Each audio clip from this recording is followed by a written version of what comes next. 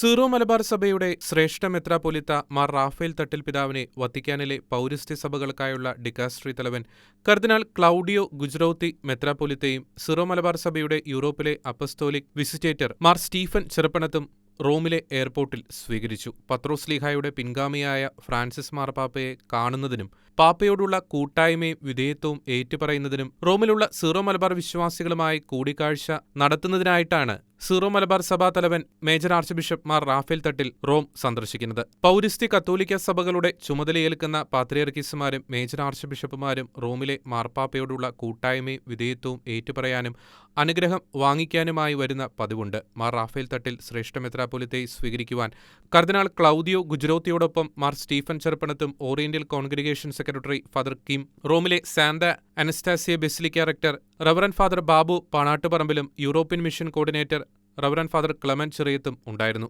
Zero Malabar സഭയുടെ തലവനും പിതാവുമായി ചുമതല ഏറ്റെടുത്തതിനു ശേഷമുള്ള ആദ്യത്തെ സന്ദർശനമാണ് ഇത്. അടുത്ത തിങ്കളാഴ്ചയാണ് സീറോ മലബാർ സഭ major archbishop Mar Rafale Thattil Francis മാർപ്പാപ്പയെ ഔദ്യോഗികമായി കാണുന്നത്. ഈ വരുന്ന ദിവസങ്ങളിൽ കേരളത്തിൽ നിന്നുള്ള ആർച്ച് ബിഷപ്പുമാരായ മാർ ആൻഡ്രൂസ് താഴത്ത്, മാർ മാത്യു മൂലക്കാട്ട്, മാർ ജോസഫ് പെരുന്തോട്ടം, മാർ ജോസഫ് പാംപ്ലാനി എന്നിവരും കൂരിയ മെത്രാൻ മാർ സെബാസ്റ്റ്യൻ വാണിയപുരിക്കലും റോമിൽ എത്തിച്ചേരുന്നതാണ്.